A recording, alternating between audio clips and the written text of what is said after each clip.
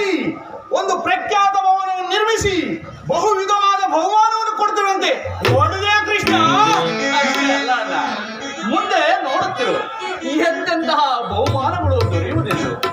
ಕೃಷ್ಣ ಸೇವಕ ಕೃಷ್ಣ ಕೃಷ್ಣ ಇಷ್ಟ ದುರ್ಯೋಧನನು ಎಷ್ಟೇ ದುರ್ಯೋಧನ ಸಾರ್ವಭೌಮನಲ್ಲವೇ? ಬಲರಾಮದೇವ ಜಯವಾಗಲಿ. ಸೇವಕ ಸಮಾಚಾರವೇನು? ಏನಿಷ್ಟು ಗಾಬರಿಯಿಂದ ಮಾಡಿ ಬರ್ತಿರುವೆ? ಏನೆಂದು ಹೇಳಿದ ಸ್ವಾಮಿ, ಅರಮನೆಯಲ್ಲಿ ನಿಮ್ಮ ಮಗಳು ಶಶಿರೇಖೆಯು ಕಾಣುತ್ತಿಲ್ಲ, ಯಾರೋ ಅಪಹರಿಸಿಕೊಂಡು ಹೋಗಿದವರು. ಕೃಷ್ಣ ಅಣ್ಣ ನೋಡಿದೆಯಾ ಎಂತ ಹತಾಚೂರ್ಯವಾಯಿತು? ಈಗಲೇ ಆದವರನ್ನು ಹುಡುಕಿ ಸಂಪರಿಸಿ ಬಿಡುವನು. ಇಷ್ಟಾದರೂ ಸುಮ್ಮನೆ ಇರುವಲ್ಲ ಕೃಷ್ಣ. ಅಣ್ಣ, ಆ ಹದವರನ್ನೇನೋ ಸಮ್ಮತಿಸಬಹುದು, ಮೊದಲು ಕುಮಾರಿ ಶಶಿಯನ್ನು ನೋಡಿಕೊಂಡು ಬರಬೇಕಲ್ಲವೇ ಅಣ್ಣ? ಕೃಷ್ಣ ಇದೆಲ್ಲವೂ ನಿನ್ನ ಸಂಕಲ್ಪ ತೋರುತ್ತಿದೆ, ನಿನ್ನಿಂದಲೇ ನಡೆದಂತೆ ತೋರುತ್ತಿದೆ.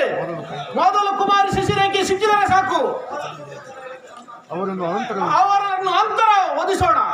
ಅಣ್ಣ, ರಕ್ಕಸರ ಬಯಲಿನ ಮದುವೆ ಗಂಡು ಸಹ ಓಡಿ ಹೋಯಿತಂತೆ.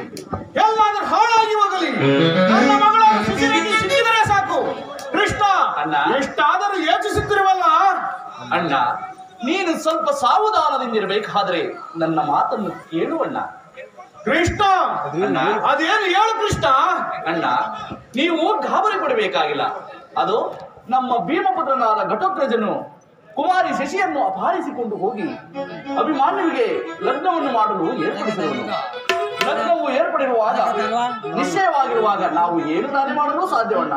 ಅದು ಅಲ್ಲದೆ ದೈವ ಸಂಕಲ್ಪಕ್ಕೆ ಯಾರು ತಾನೇ ಏನು ಮಾಡಲು ಸಾಧ್ಯ? ಇನ್ನು ಮುಂದಿನ ಕಾರ್ಯವನ್ನು ನೋಡೋಣ, ನಡೆಯಣ್ಣ. ಕೃಷ್ಣ ಇದೆಲ್ಲವೂ ವಿಧಿ ಸಂಕಲ್ಪವಲ್ಲ, ನಿನ್ನಿಂದಲೂ ನಿನ್ನ ಸಂಕಲ್ಪ ಅದಿರಲಿ. ಇಲ್ಲಿಗೆ ಬರುವ ದುರ್ಯೋಧನಾದಿಗಳಿಗೆ ಏನೆಂದು ಉತ್ತರ ಕೊಡಲಿ? ಅದರ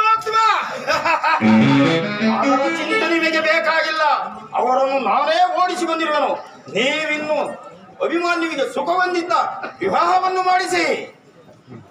ಕೃಷ್ಣ ಇದೆಲ್ಲವೂ ನಿನ್ನಿಂದಲೂ ಮತ್ತು ಘಟೋತ್ಕಚದಿಂದಲೇ ನಡೆದಂತೆ ತೋರುತ್ತಿದೆ. ಆದಿದ್ದು ಹಾಯುವಾಯಿತು, ನಡೆರಿ ಲಗ್ನಕ್ಕೆ ಏರ್ಪಡಿಸೋಣ.